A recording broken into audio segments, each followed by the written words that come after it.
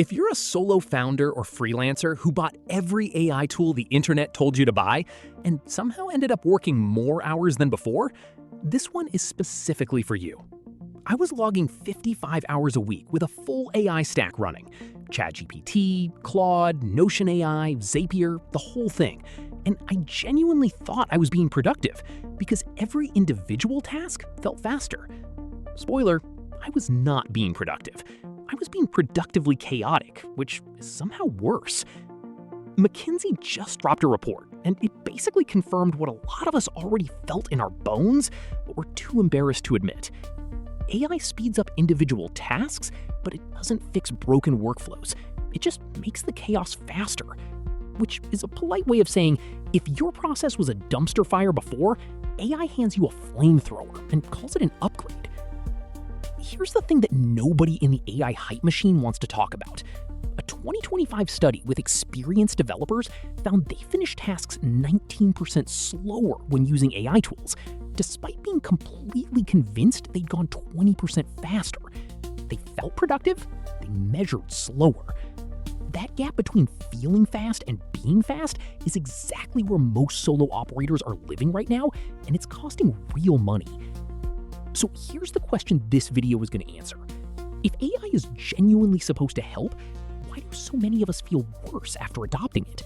And more importantly, what does the actual fix look like? Because there is a fix, it's just not the one the tool vendors are selling you. We're going to walk through the rise, the crash, and the redesign with real numbers and a specific playbook you can steal. Let's call our protagonist Marcus. Marcus is a solo SaaS founder, about 3 years in, running a B2B tool for small agencies. He's doing around $8,000 a month in MRR. Not crushing it, but genuinely building something real. And in early 2025, Marcus did what every newsletter, podcast, and LinkedIn influencer told him to do. He went all in on AI tools. He subscribed to ChatGPT+, Claude Pro, Notion AI, Zapier, and a handful of specialized tools for customer support and content. His monthly AI spend hit about $300. But here's what made Marcus feel like a genius in those first few weeks. Individual tasks genuinely were faster. Writing a support email that used to take 12 minutes, now 3 minutes. Drafting a feature announcement, 20 minutes instead of an hour. He was flying. And this is the peak moment. The part of the story where everything looks incredible from the outside. Marcus was posting about his AI stack on Twitter. People were asking for his tool list. He genuinely believed he had cracked something. By month 2, he was telling his partner he'd probably be able to cut his hours down to 30 a week by summer. That was the hubris talking. Summer had other plans. Because here's what Marcus didn't notice. And this is the turning point that almost every solo operator misses. He wasn't working fewer hours. He was just filling those hours with more tasks. The time he saved on each task didn't disappear. It got immediately consumed by new work that the AI output created downstream. Every fast draft needed editing. Every automated email needed review. Every Zapier trigger needed debugging when it misfired at 2 a.m. Serious. There's a concept in operations called the bottleneck shift, and it's brutal when you hit it without knowing the name for it. If AI doubles your speed on one step of a 10-step workflow, your overall workflow time only drops by about 5% because you've just moved the slowdown somewhere else. Marcus sped up his writing, but his review, approval, and publishing steps were still manual. He'd created a traffic jam at the next checkpoint, and he was generating traffic faster than ever. Month 3 is where the numbers got ugly. Marcus pulled up his time tracking app. He used Toggle, which I respect, and stared at it for what he described as a genuinely depressing 3 hours. He was averaging 53 hours a week. Before AI, he'd been at 42. He had added 11 hours to his week while spending an extra $300 a month on tools. That's not productivity, that's paying for the privilege of burning out faster. And then the client thing happened. Marcus had an enterprise prospect, a mid-size agency, potentially worth $2,000 a month in MRR, who'd been in a slow burn sales conversation for 6 weeks. Marcus used Claude to draft a follow-up proposal, reviewed it quickly because he trusted the AI output, and sent it. The proposal referenced the wrong pain points because Marcus had fed Claude an outdated context file. The client noticed. The deal died. That was the collapse moment. Here's what that moment actually revealed. And And this is the insight that changes everything once you see it. The problem wasn't Claude. Claude did exactly what Marcus asked. The problem was that Marcus had never redesigned his workflow to account for what AI actually needs to do good work. He was treating AI like a faster version of himself, instead of treating it like a very capable new hire who needs proper context, clear constraints, and a defined role in a system. And Marcus is not an outlier here. The data on this is kind of staggering. A recent survey of 6,000 CEOs found that 90% reported no measurable productivity improvement from AI. 90%. Meanwhile, 84% of organizations are actively using or experimenting with AI. So almost everyone is using it, almost no one is measuring a real gain, and yet the tools keep selling. That's not a technology problem. That's a workflow problem wearing a technology costume. MIT's Gen AI Divide report put a number on the enterprise failure rate for AI pilots, 95%. The reasons they cited were brittle workflows, lack of contextual learning, and misalignment with day-to-day operations, which is a very academic way of saying people plugged AI into broken systems and were surprised when it didn't fix the systems. Honestly, fair. So Marcus hit rock bottom. 53-hour weeks, a lost client, $300 a month in tools that were actively making things worse.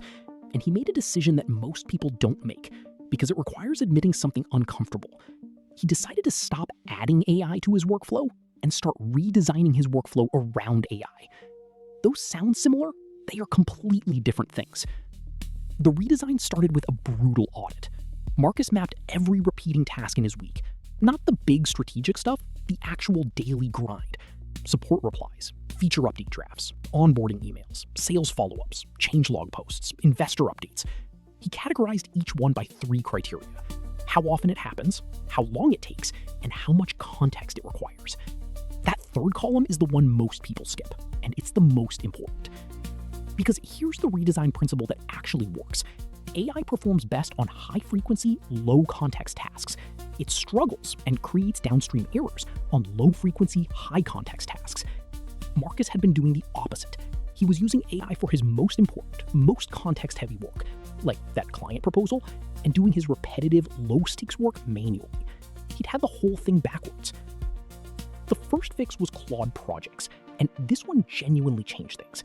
Instead of pasting context into every single prompt, which is what most people do and it's exhausting, Marcus built a dedicated Claude project for his SaaS. He uploaded his product docs, his brand voice guide, his customer persona profiles, his pricing rationale, and a running log of customer objections. Now every prompt Claude receives already has the full context of his business baked in. No more outdated proposals, no more generic copy that sounds like it was written for a competitor. The second fix was building what Marcus called his ops brain in Notion AI. This isn't a fancy term. It's basically a living document that contains his weekly decision log, his active project status, his customer health scores, and his recurring task templates. Notion AI can query this document and surface what's actually urgent versus what just feels urgent, which is a distinction that, honestly, most founders are terrible at making at 11 p.m. when everything feels like it's on fire. The third fix was the one that felt the most counterintuitive. Marcus used Zapier to build decision automations, not just task automations. Most people use Zapier to move data from one place to another. Marcus used it to route decisions. When a support ticket came in, Zapier would classify it by urgency and type, auto-draft a response using Claude with the right context template, and either send it automatically for Tier 1 issues or surface it for Marcus's review for Tier 2 issues. He went from reviewing every single support message to reviewing maybe 30% of them. Now, here's the honest caveat I promised you, and this is the part that most productivity content conveniently leaves out. The redesign took Marcus about 3 weeks of being genuinely slower before it got faster. Building the Claude Project context library took a full weekend. Mapping the Zapier decision trees took 4 evenings. Debugging the Notion AI queries took another week. If you quit during those 3 weeks, which 42% of companies did with their AI initiatives in 2025, you'll conclude that workflow redesign doesn't work. It does work. You just have to survive the installation phase. So what happened after the redesign? 6 weeks after Marcus finished the rebuild, he tracked his hours again. He was at 38 hours a week, down from 53. That's 15 hours back. At his effective hourly rate, that's roughly $2,000 a month in recover time. His AI tool spend stayed at $300. So the net gain was around $1,700 a month in time value, which is more than $20,000 a year, from a workflow redesign that cost him 3 weeks and 0 additional software. And this tracks with what the broader research is showing. McKinsey found that enterprises with high AI performance were almost 3 times as likely to significantly modify their workflows, not just adopt more tools. Startups that redesigned end-to-end workflows around AI generated 90% more revenue than peers who only used AI for individual tasks. 90%. That's not a marginal improvement. That's the difference between a business and a hobby.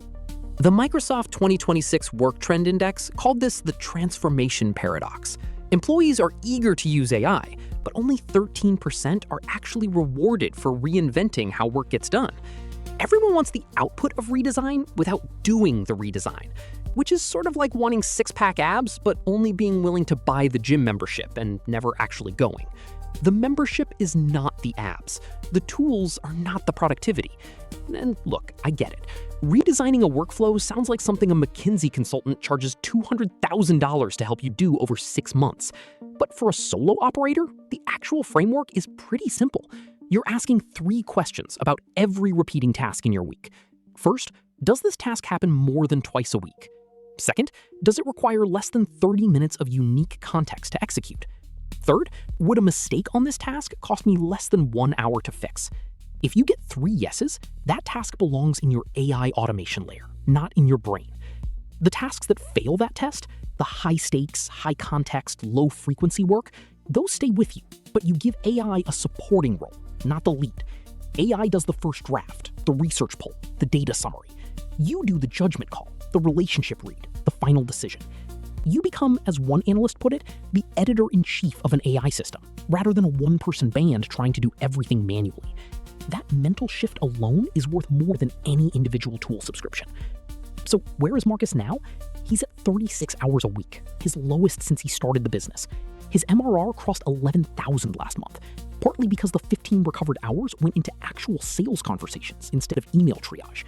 He still uses Claude, Notion AI, and Zapier, but he uses them inside a designed system, not as a pile of subscriptions he throws at problems and hopes for the best. The tools didn't change, the architecture around them changed everything. Here's the one thing I want you to do today. Not this week, not eventually, today. Open your time tracker, or just a blank doc, and write down every task you did yesterday that took more than 15 minutes. Then run each one through the 3-question filter. I bet you find at least 3 tasks that should be in an AI automation layer but aren't, and at least 1 high-context task where you're trusting AI output without giving it the context it needs to be trustworthy. That audit takes 45 minutes, and it's the starting line for everything Marcus built. The tools are already there. The redesign is the part that's actually free.